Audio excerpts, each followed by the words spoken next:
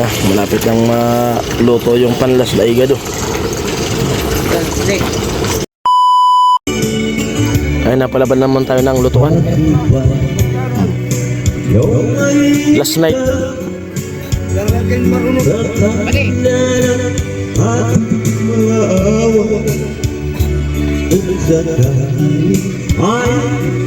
Pero alala lang tayo. Tuloy yun. Alala lang tayo.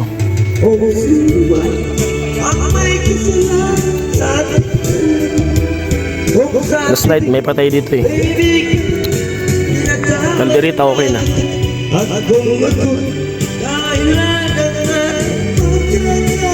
Yung igado niluluto ko. Nakasalang pa.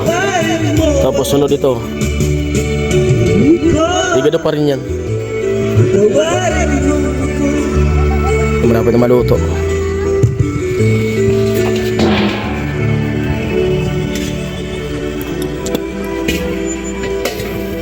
Kalderita.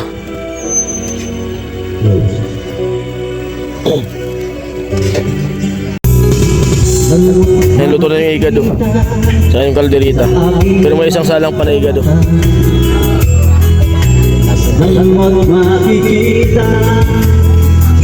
Hindi ko dala yung GoPro, cellphone lang to.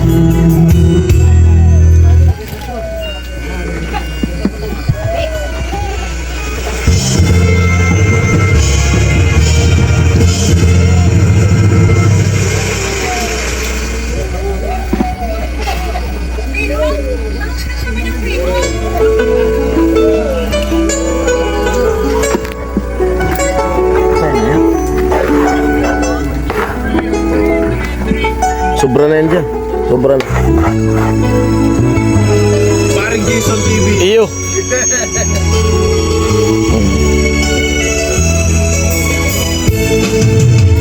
Punon mo na yan.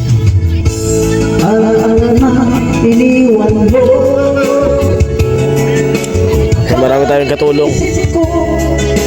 Medyo relax tayo dito.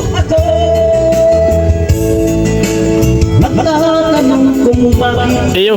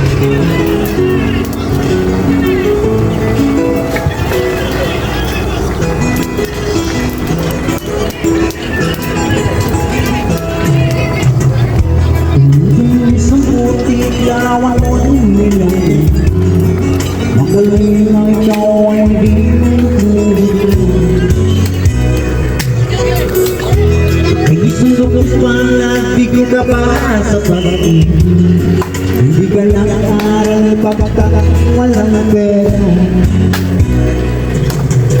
Kaya masukong sa labi na mapin. Walang akong bilang sadyan. Yan, last na salang na. Last night ngayon, last night. Ang kagandaan din kasi may katulong tayo. May mga taga-halo na medyo pahinga. Pero puyat pa rin. Kailangan natin tumulong. Yun talaga yung tradisyon dito sa probinsya. Tulong-tulong.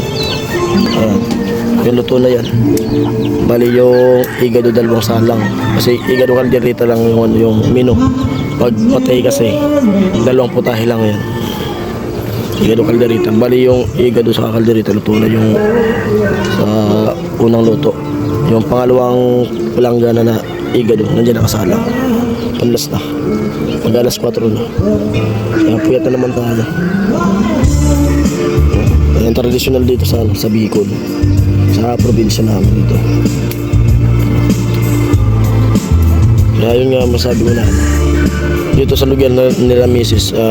Umaga, kilala na ako dito. Kasi mahilig akong tumulong sa mga tao.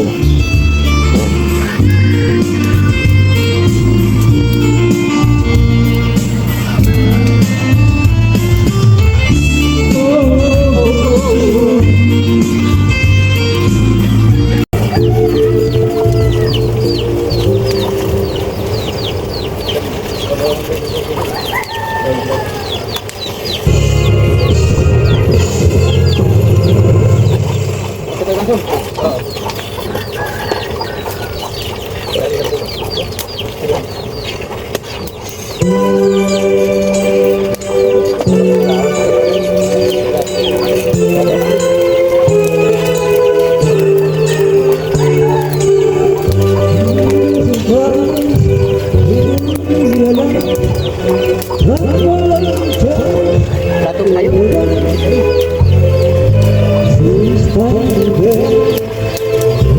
Pagkasya sa na, mas mainit ito. Ha? Mas mainit ito, nagpunta na tabo. Tabo, mas mainit ito.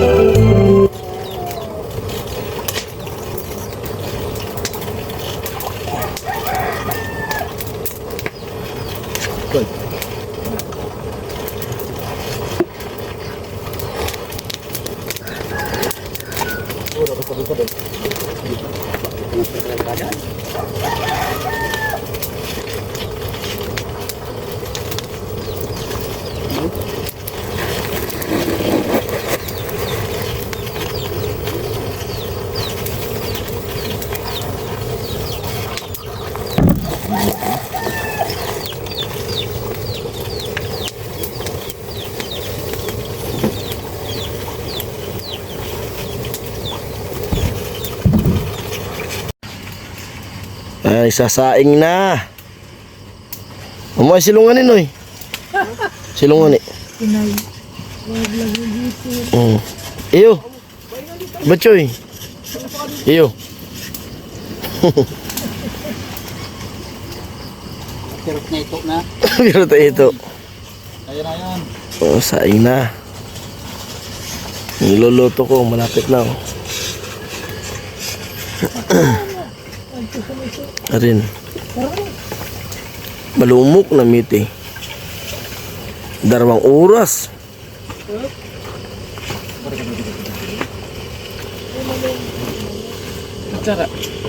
Ano? Kapatid ni Kitty. Kuya ni Kitty. Ano kutsara? Sasaing. Basi. Pagto, kabalik. Tubig. Kuanan mo ano.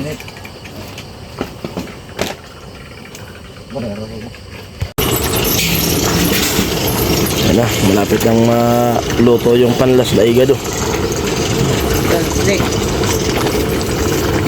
Nick.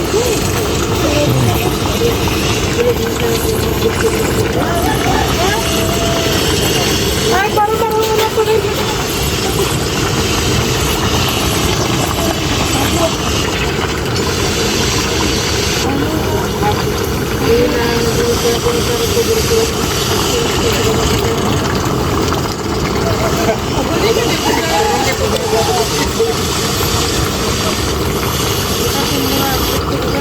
Patatas.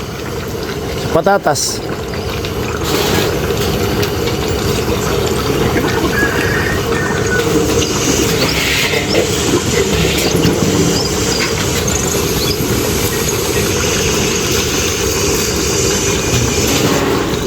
Ubsan na.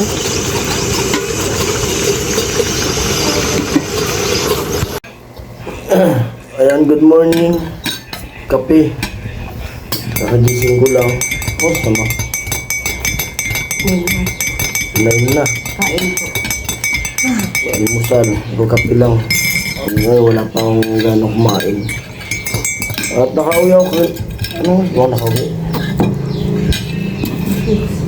Alas 6. Alas 6 ako nakauwi.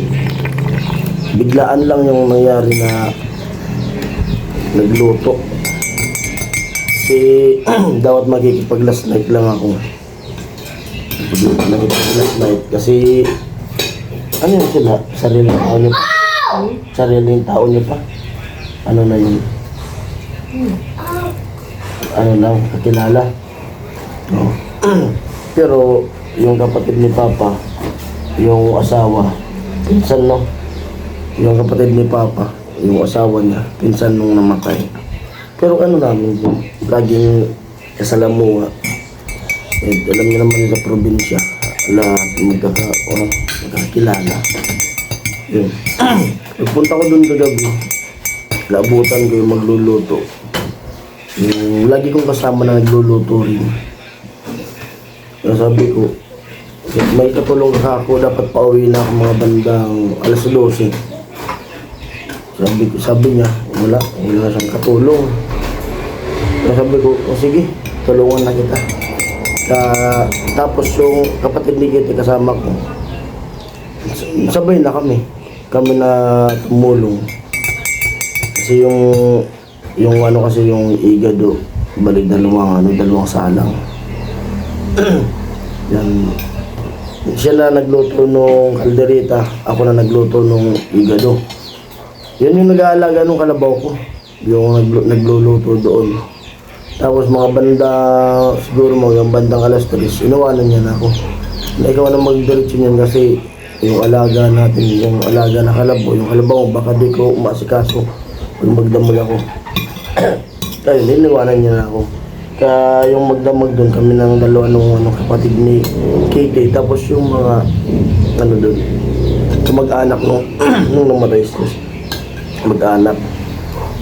Pero may mga tumulong naman na Tagalog, kaya medyo hindi tayo na ng gusto.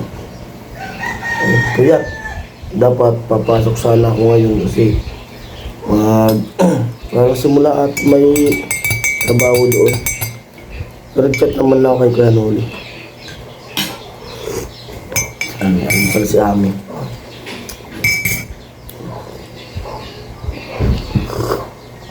Yung libing alas lumabas.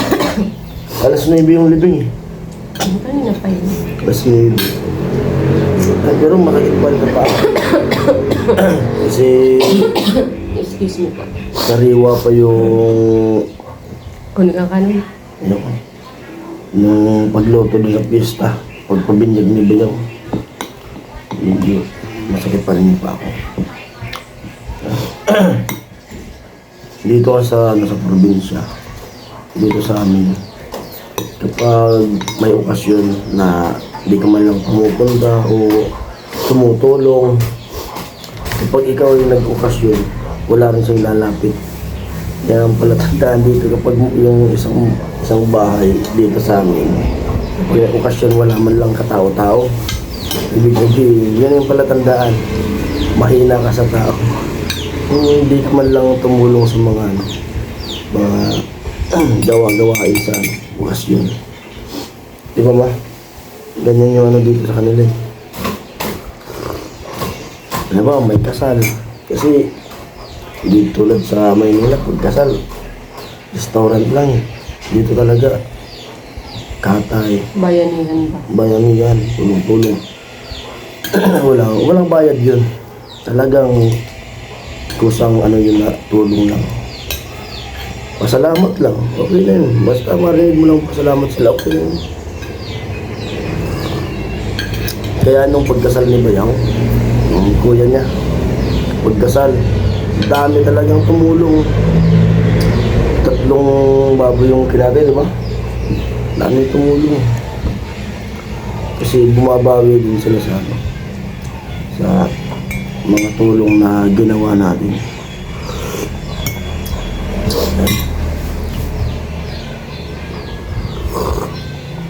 Wala ako dyan kumain ng kanin.